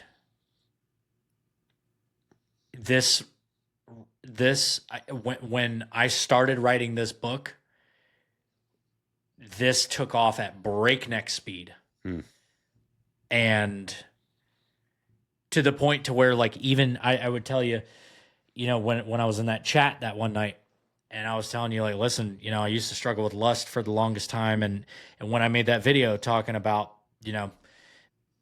that it's a tool that, that is very often used in the occult, and they would capitalize at the moment of climax, not to be nasty for the viewers, but they would use that climax, and they believed that it supercharged their demonic rituals. Well, even after I made that video and I was talking about that in the live that you were in, and then we see this 18 plus, Hey, subscribe to my OnlyFans, doing this, lady spamming the chat out of nowhere. And, this is. I told you right away. I knew exactly what it was. I was like, look at that. Look at that. And this is really off of the heels of like, I lost a lot of momentum, a lot of traction. My TikTok is not getting anywhere near the traction that it used to get. Right. My Facebook got completely nuked from outer space. And so now I'm really kind of relying on people in the word of mouth and being like, listen, if you think that you have somebody that you think wants to come and link up and come on the show, or you think I should go on their show or whatever, then it's got to be by word of mouth, and you're going to have to shout it out. Because the thing is now is that like my influences, for whatever reason, whether I'm flying too close to the sun, or exposing stuff or whatever, this stuff is trying to be silenced. I mean, even with the point of, I can tell you that we're going well over the time that my camera should have shut off by now. Right. But no one that I've heard of, and again, this isn't tooting my own horn, I haven't heard anybody talking about the New Age or witchcraft or divination in relation to drug addiction. These are, and I got a whole host of things like this. Well, listen, man, I wanted to ask you one or a couple other things, and then we can go ahead and wrap it up here. But no doubt, run it. So let me ask you this, all right? So you've been talking a lot about Palantir. Yeah. Now, I have had, again, I've had my own ideas and how I think the beast system, because I talk about it a lot, how I think it's going to roll out. Palantir, okay? Break down for the layman what Palantir is and what role do you think that it's going to play into this beast system?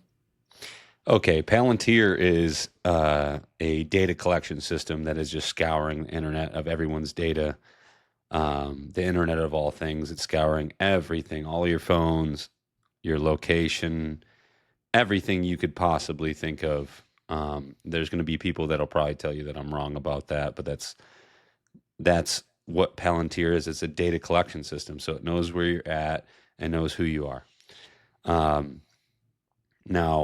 Palantir was a company that, and funny enough, we all talk about the Lord of the Rings. It's like that eye, right, from the Lord of the Rings. Yeah, I talked about Yeah, it's kind of funny about that, of course, and that's what it is. It's just watching everybody. It's that 1984 Orwellian system. Vicky. It's that system that's constantly watching everybody, and how it plays into the end times, and how it plays into the mark of the beast is that, we've all talked about the COVID and the mark of the beast through a digital ID. So this is going to be incorporated, in my personal strong opinion, it's going to be incorporated into a digital ID.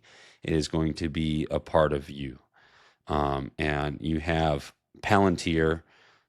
So they were founded in like 2002, 2003, and they've been a CIA system, and CIA and the government, the deep state, has used Palantir to spy on anybody they want. So this isn't new. This is not new. No, this is kind of what Edward Snowden was warning everybody about. He was talking about Prism, right?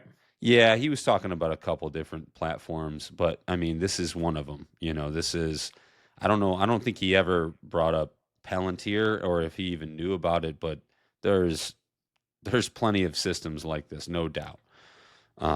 And it's a monitoring system. It's just going to watch your every move, know your every location, know everything about you. So, and when we think of the mark of the beast, and end times, we think about you cannot buy or sell. right? So Right. you cannot buy or sell without this mark, and then you start getting into, Stevie's really breaking this down really well, and he'll really be able to dial all this in together. But we're talking about the quantum dot tattoo. There's an MIT article on it. And this quantum dot tattoo, the technology is like of graphene, and graphene is very diverse, and it can use and implement this technology to track you, to follow you. And it's kind of funny because remember during COVID, there's a lot of Marines, there's a lot of military guys that's like, you're not going to chip me. And they're all freaking out. It's like, okay, they were right, period. So this is what's happening. And then you look at Project Stargate, you look at OpenAI, Sam Altman, you look at companies like Oracle, and you can tie all these companies in together, and that is the system, right? You got the Stargate is going to be like the cloud. It's going to house all of your data. Palantir is going to be the operating system. And then what do you have? The third part of the Trinity is the AI, the functioning conscious software, which is like a Vicky, from iRobot or like Eagle Eye or whatnot. It's like this functioning, Lucifer. I don't know what to think about it. It's the devil. It's this evil AI system that is going to be governing the whole system. So when you look at what a demon is, right? It's a being of pure spirit, and it's a malicious spirit. And so this is kind of where this gets off into, I'm just speculating. So again, for all the heresy hunters, not a pastor, not a professor, I'm not a prophet. Okay, I'm speculating. Give me some grace. I'm a street cop, dude. All right. Yeah, same here. I dropped out of first grade, like Sam Tripoli likes to say. So yeah. So we're speculating. We are intelligently. Have you?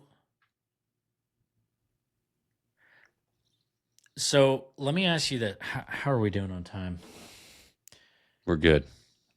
I don't know what you got to do, but I'm here. Let me ask you this, man. So you and I have talked a couple times about it before. I know most of the time you are typically on the other end of asking other people what they think. Mm-hmm. And here's why I'm asking, because it's gonna kind of tie into how this will play out, at least in your opinion. So are you more pre-trib, mid-trib, post-trib, or little seasons? Like where do you kind of fall into as far as when the rapture takes place, in your opinion? So I kind of lean more towards, and I never really look too far into any of the predictions, and I know a little bit about each, but I lean towards, the typologies that we're seeing right now is like the Antichrist is coming. Mm. Whether it is a spirit of many or just one guy or multiple guys, I think it's multiple. Yeah, I'm more. Would that be post trib? Or no. Not necessarily. It's the rapture of the church. When do you believe that essentially the body of Christ disappears from the earth? Right. So I would be more pre-trib, I guess. I don't see the terms. I believe right now. The Great Tribulation is essentially all the judgments that are coming upon the earth, right, after the Antichrist has already been revealed. Right. So what I believe is that the Antichrist is about to be revealed soon, very soon. But maybe not. Maybe it'd be a few more years. I don't think the Antichrist has been revealed yet. Maybe the Antichrist spirit or the Antichrist is being revealed. Well, there is a spirit of Antichrist, and that's essentially anything that, again, goes against Christ and or tries to Right. take the Right. or tries to take the place of Christ. But there is a capital A Antichrist, Like the guy, right? the There man of perdition, there is Lucifer. the guy, right? Right. Who is the human indwelt, right, of Lucifer. So do you believe that he's on the scene, just hasn't, it's not the right time for him to be revealed yet? Do you think he's walking among us? I mean, I think he's always been on the scene. I think he's the ruler of Earth. I think this is his realm.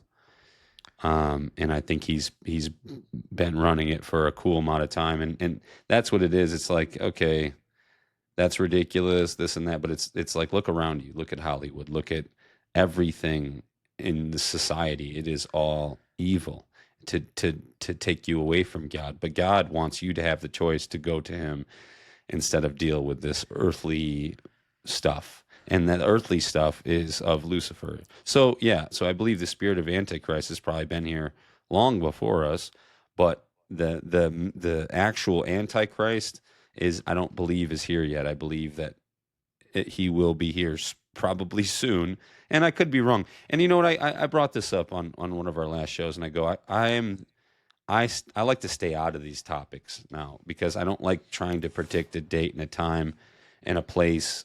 But the typologies, from what I'm seeing, it's like, look at the AI, look at all this stuff. So it feels close. It feels close to, it feels close to end times. well, that's all right. It's my channel, so I'll dive into the the predictions or the questions. Right. But I wanted to ask your what do you think about this? And I don't know if I haven't heard you guys talk about this yet. I've heard you guys talk about premillennial, mid-trib. I've heard you guys talk about little seasons. I've heard you guys talk about all this. What I have not heard you guys address yet, and there's this is nothing new, but this is making a resurgence. People are kind of rediscovering this legend, and again, like I said, it's not new, but people are kind of like. So, have you heard of the Nero Redivivus legend? Yeah, the whole little season deal. Yeah. No, not necessarily little seasons. Little seasons are essentially, they kind of take that and they're like Forrest Gump. They take the football and they run to the other end of the field and then out of the stadium and then just keep going. out of the stadium, across the street, into the tax office. Okay, but yeah, so the theory that Nero, the Roman emperor, was the Antichrist. The legend itself, people in that time believed that his spirit would be brought back. Here's where I'm going at with this. And again, I'm not going all the way to saying that, like, we live on top of like these ancient structures and like Right. Jesus is at the North Pole. That's not what I'm talking about. No, I got you. Specifically when they said that his spirit would be revived. When you look at CERN and when you look at the fact that these scientists have openly admitted of contacting non-human entities and intelligences through CERN, a lot of people look at CERN and they believe that CERN and the opening of CERN is, in a way, if not the abyss, or a type of abyss that we would be pulling the spirit of the Antichrist out of to indwell them. Now, Nero was the most ruthless Roman emperor that ever lived, right? Especially in his relationship to the early Christian church. Christians, right. Feeding them to lions, lighting them on fire to light the city. It's just absolutely blood-curdling ruthless. They believed he was the Antichrist at that time. Right? Yeah. I mean, I would have as well. However, he was not the capital Antichrist. Right. Now, do you think it's possible with AI, with these humanoid drones that Elon Musk and people like him are creating? He annoys me because he's like, with AI, we are summoning the demon, and then he'll create an entire army of robots, right? Yeah. And it's like, dude, he's saying by 2035 he wants to produce more robots, more of these like physical humanoid robots than humans by 2035. That's not going to fly off the rails. It's not good. It's not good. Some have speculated, and I am wondering, with everything essentially coming together, Starlink, Palantir, OpenAI, Bluetooth, the Chinese social credit score. Credit score, yep. Okay. Facial recognition, everything converging, coming together to restore order. And because here's the thing, me personally, people have asked me, they're like, what do you think? I think it's pre-trib, and I'll tell you why. I could totally be wrong, and I'm not the type of person. Look, I've accepted the fact that I'm going to be standing 10 toes down on the gospel, whether that means I'm beamed up or my head is coming off of the shoulders. So I've come to grips with that. You know what I mean? And it's not just wishful thinking and hoping that I'm right. Do I hope that I'm right? Yeah, I hope I'm right. I mean, who the hell wouldn't? Right. Nobody wants to go through that. That's the only way that I can kind of understand or rationalize in my mind the need for such a consortium of control, other than the entire world getting ripped apart by all these people disappearing, whether they just disappear or they fall over dead and they blame it on some virus or, some other strand of COVID or whatever. There's a million different ways that I see this all kind of playing out, but that's really kind of the only way that I can kind of rationalize people completely giving up any and all expectations of privacy and going, no, whatever, because everybody's terrified. Yeah. All the kids are dead. All the kids are gone. Their babies are gone, or people are missing their spouses. People are missing their siblings. And again, whether they just are gone or they just fall over dead and nobody knows why is the only reason why I could understand why people would just go, whatever. If this is going to help me keep track of my health and my bank account and this and that, whatever, then yep, put it right here, put it right here. I mean, I think COVID was a beta test. I think it was a beta test to see how far and how quickly they could pass through this social credit score system, vaccination ID deal, the mark of the beast. Now, I don't know if you've seen from one of my earliest episodes that I did, I was talking about this exhibit that they have in New Jersey. It's called The Giant, right? And it's this 5-story foot tall animatronic. It works off of fiber optic cables. And this is essentially a 5-foot story hologram that can move, it can walk, it can talk, it can mimic the likeness of any person. You can have a 5-story tall John Lennon if you want. And my theory is that, everybody talks about the mark of the beast. Well, what comes before the mark of the beast is the image of the beast. Ah, the image. And it says that it would, order all those small and great, rich and poor, free and bond, to get the mark. And if they would not worship the beast or the image of the beast, that they would all have to be put to death.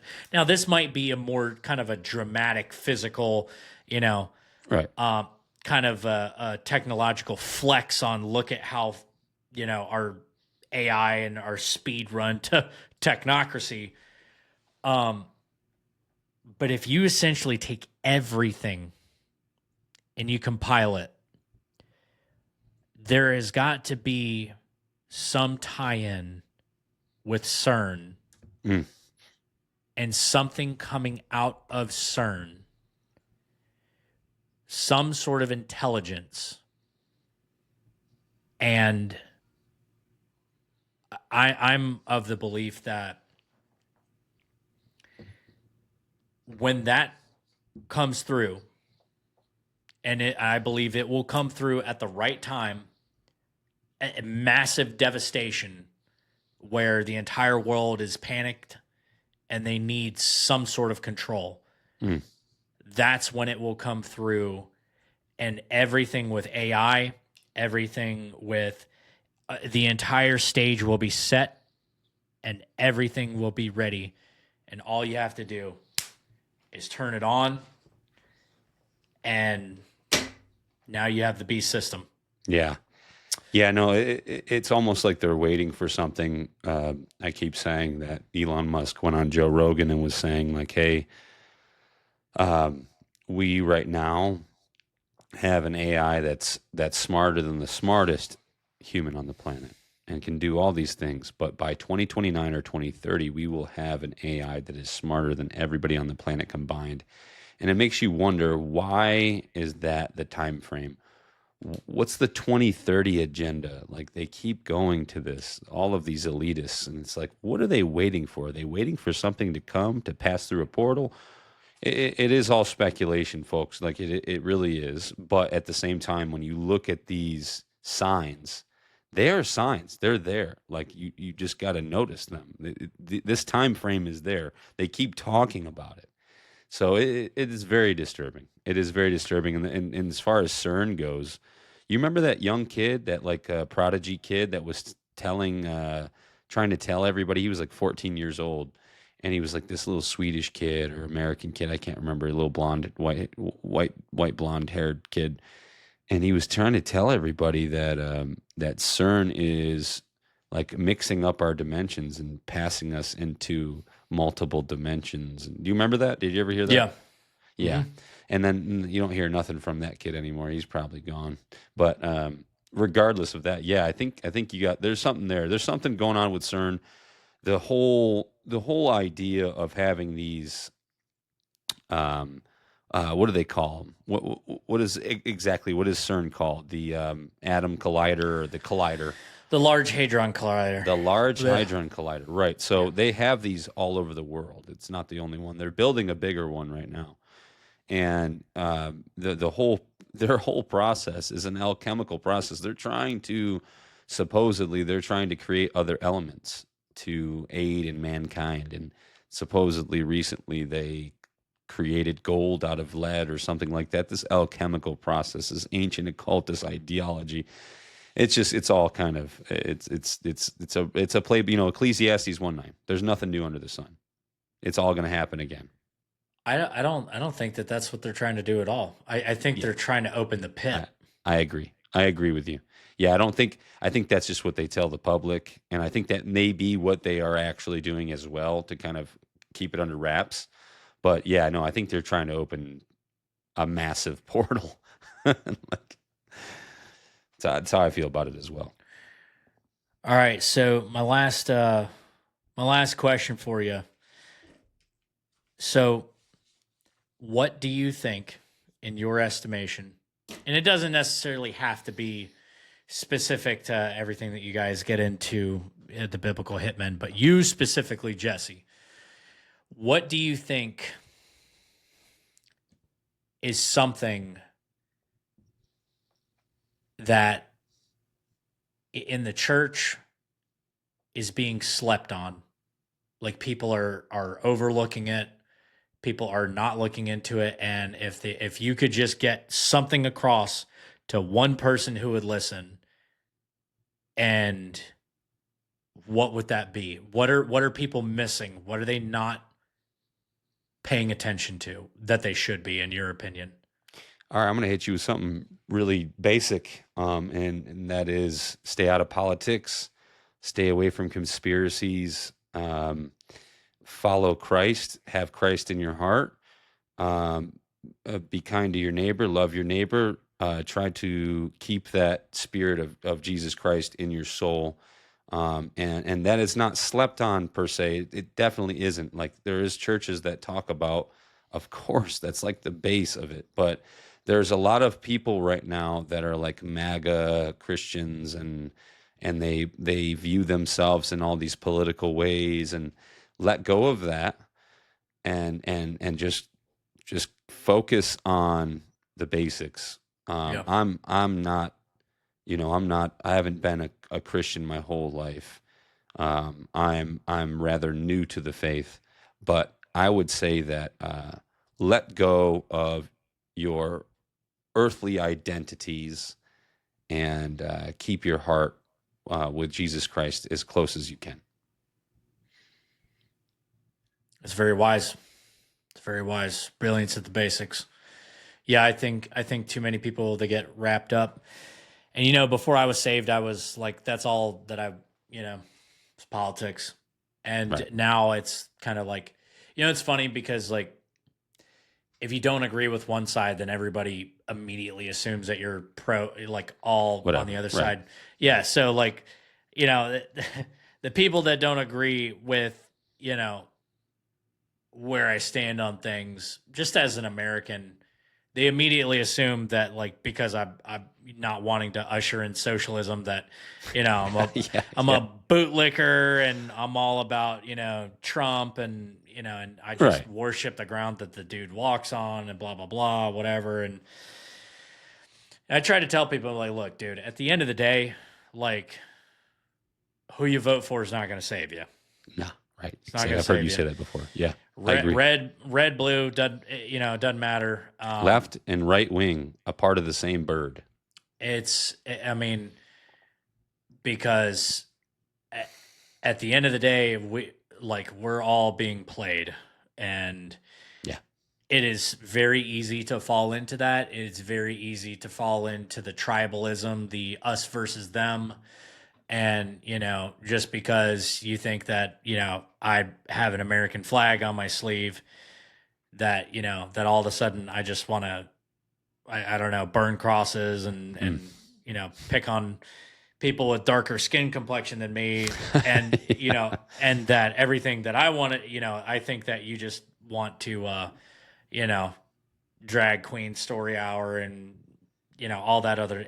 Listen, the normal thing is that if you actually get out and you have conversations with people, normal people, and you're reasonable, you could probably meet together. But the one thing is that regardless of whatever your opinion is, left, right, Democratic, Republican, conservative, liberal, whatever, there's one truth that is objective and it's completely immutable, and that's Jesus Christ is King. He is King. And there's another truth that's immutable, whether you like it or not. Hell is very real. And there's another truth that's immutable. Time is short. Time is running very short. You can feel it. You can feel it. You can see it. You can see it. A blind man could see that we can't continue on this type of a course without some sort of a tragedy. And dude, the other day I could feel it in my chest. I'm like, he is close. He is close. We're about at the tail end here, which is all the more reason why I'm so heavy on the evangelism. So anyway, Feels that way. I feel you. I lean more towards that as well. why I'm so heavy on the evangelism, because like I said, none of this other stuff doesn't matter. I mean, if you got to get right with God. If you're not, Oh, that's a fact. if you're not walking with God, Doesn't matter what time it is. It doesn't matter what time it is, pre-trib, mid-trib, post-trib, little seasons, whatever. You're in deep doo-doo when he comes back if you're not right. So anyway, Jesse, dude, thank you for putting up with all the technical difficulties. Oh, dude. Guys, I'm going to edit it out, but this is probably I say this every episode, but we definitely got into some juicy stuff that I haven't been able to touch on yet. Everybody, if you haven't already done so, head on over to the Biblical Hitmen. Like, comment, share, subscribe. Go follow Jesse and Steven and Taylor over there. They're great guys. If you haven't already seen it, go watch episode 15, episode 46. That's where you get to see my pretty mug on there. But go check out their stuff. They got a ton of guests on really, really cool, interesting topics, large swath of people that are on their show. And if you haven't already seen, they already went to Bohemian Grove. And unfortunately, I had to work that weekend. I didn't get to go. Definitely, I'm going to make it a point next year to go. And, if you haven't already done so, here, like, comment, share, subscribe. Helps out with the algorithm. And share it to your friends. If there's anyone else that you think needs to come on here, reach out to them. Throw it out there. And, as I tell everyone, be strong, endure, and contend for the faith. Jesse, thanks, brother. Thanks, brother. Thank you for having me. Absolutely.